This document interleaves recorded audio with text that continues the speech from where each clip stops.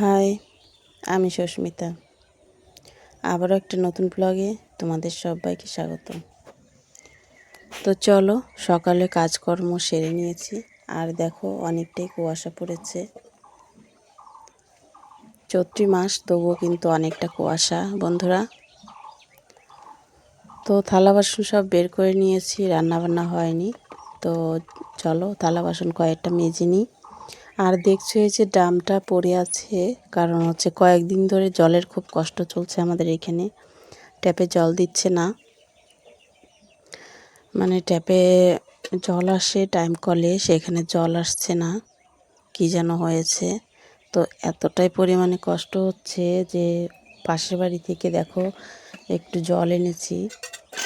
ওইখানে 2 কলসি 2 বালতি জল আছে চারিতে।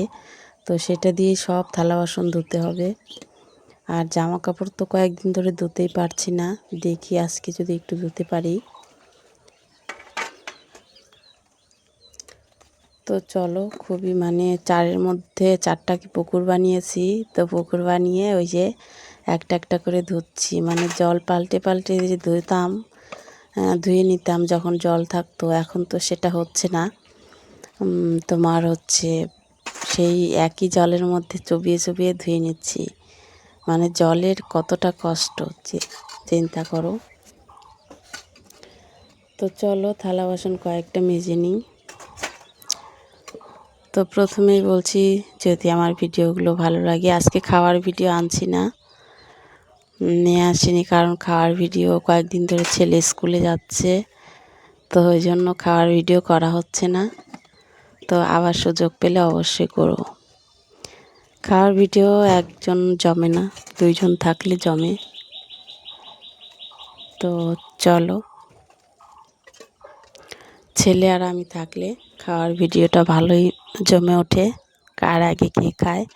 তো খাওয়ার ভিডিও দিচ্ছি না, আজকে ব্লগ দিচ্ছি। তো চলো, সকাল থেকেই তো কাজকর্ম শুরু হয়ে যায় বাড়ির বউদের। থালা বাসন ধোয়া, জামা কাপড় লেপা, রান্না বান্না তো আছেই। এটা মানে জন্মের আগে থেকেই ভগবান লিখে দিয়েছে যে মেয়ে মানুষের এই সব কাজ করতে হবে বন্ধুরা। তো চলো, থালা বাসনগুলো মেজে নিচ্ছি, তারপরে কয়েকটা জামা কাপড় আছে, ওগুলো ধোবো। জলের কষ্ট হয়েছে, কি হয়েছে কি বলবো, আর কিছু করার নেই। আমাদের কুয়া আছে, তো কুয়াটা একদম নোংরা হয়ে গেছে। গত বছর ধরে টিউবওয়েল সেট করা হয়েছিল, সেই টিউবওয়েলে জল ওঠে না, মাঝে মাঝে যে টিউবওয়েলটা নষ্ট হয়। তো এই জন্য কুয়ার জল আর তোলা হয় না। তাতে কি হয়েছে, কুয়ার জলটা একদম নষ্ট হয়ে গেছে। আর গাছের তলায় তো কুয়াটা, সেই গাছের পাতা পড়ে পড়ে আরও নষ্ট হয়ে গেছে। তো দেখা যাক, মানে বলেছে একজনকে কুয়াটা পরিষ্কার করে দেবে, তার জন্য 4,000 টাকা নেবে। তো কী করার, আর কষ্ট হলেও কিন্তু আমাকে কুয়াটা পরিষ্কার করে নিতে হবে, কারণ মাঝে মাঝে এই ট্যাপের জল আসছে আসছে না করে, মানে 2 দিন পর পর কী হয়, 1 দিন 2 দিন দেয় না, আবার দেয়। এতে কি হচ্ছে, আমার মানে সমস্যা হয়ে যাচ্ছে। আর সকালে উঠেই দেখবে যে জলের কাজ আগে, জলের কাজটা আগে। তো সকালে উঠে যে ভয়েস দিচ্ছি, ভিডিওটা করে রেখেছি, আর এই পরে ভয়েস দিচ্ছি। তো সকালবেলা তো গলাটা একদম বসে বসে গেছে।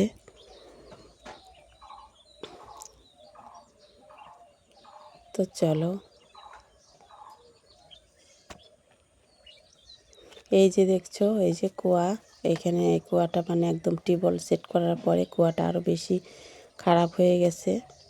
তো চলো, এটার জন্য হচ্ছে লোককে বলেছে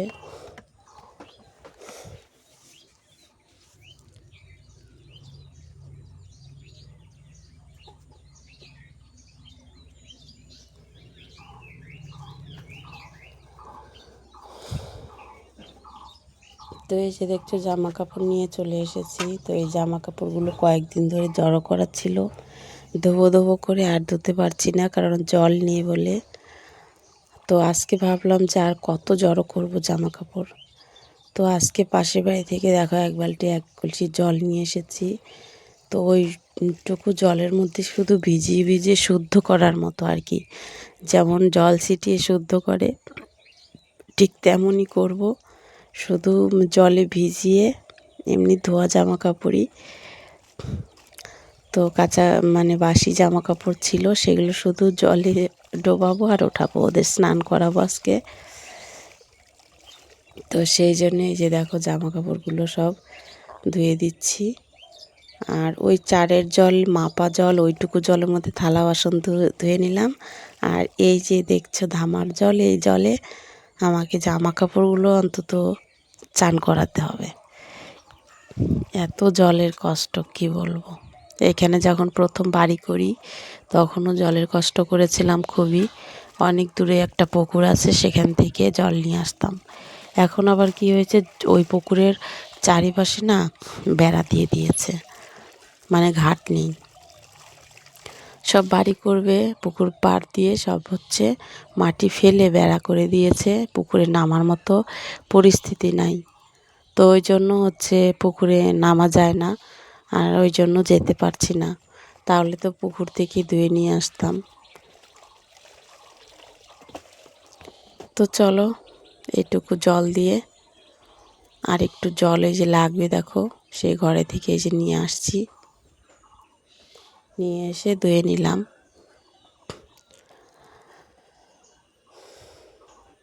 তো এখনও দেখো কুয়াশা কাটেনি, কয়েকদিন ধরে এরকম হয়েছে যে মেঘলা, মানে যখন ভিডিওটা করেছিলাম তখন হচ্ছে মানে এদিকে জল নেই, জলের কষ্ট, এদিকে রোদ্র উঠছে না, মেঘলা, কিন্তু বৃষ্টিও হচ্ছে না। বৃষ্টি হলে তো অন্তত জলটা পেতাম, তো বৃষ্টিও হচ্ছে না।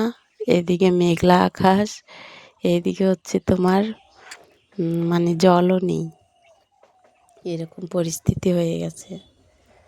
তো চলো দেখো জামা কাপড়গুলো মেলে দিচ্ছি, মেলে দিয়ে নিই, অন্তত রৌদ্র নেই কিন্তু হাওয়ায় অন্তত শুকাবে।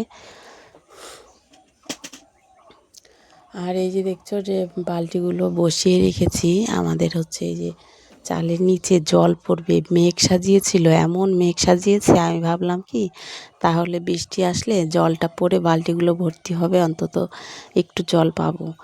যেই আমি বালতিগুলো পেতেছি তারপরে মেঘটাও পরিষ্কার হয়ে গেল, মেঘ আর নেই, বৃষ্টি তো নামলো না, দূরে দূরে মানে মেঘটা ভেসে অন্যদিকে চলে গেছে।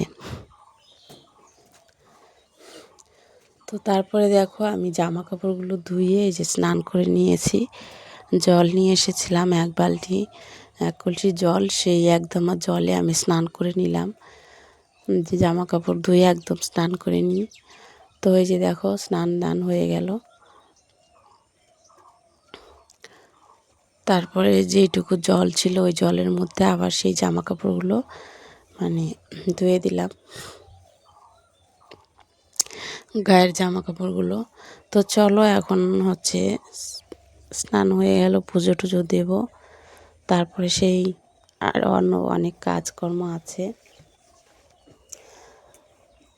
আর দেখো কেমন চারিদিকে কুয়াশা, মনে হচ্ছে অন্ধকার হয়ে আসছে। কয়েকদিন ধরে তো এইরকমই চলছিল যখন ভিডিওটা করি আর কি, চারিদিকে শুধু কুয়াশা আর কুয়াশা।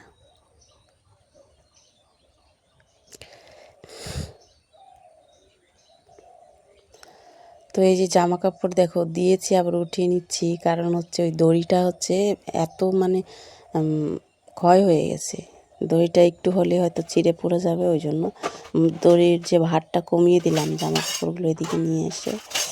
তো চলো তারপরে পুজো টুজো দিয়েছি, আর এদিকে থালা বাসনগুলো সব গুছিয়ে রাখছি, কারণ এই ধামাও তো আবার কাজে লাগবে। তো দেখো এই যে সেদিন আইসক্রিম চ্যালেঞ্জ করেছিলাম, সেই কৌটোগুলো রেখে দিচ্ছি, কারণ এগুলো দিয়ে মশলার কৌটা হবে।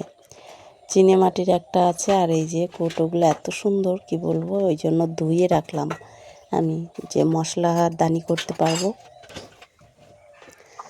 তো চলো তারপরে খাওয়া দাওয়া করব। তো ওই জন্য ধামা থেকে সব গুছিয়ে জল ঝরিয়ে থালা বাসনগুলো রেখে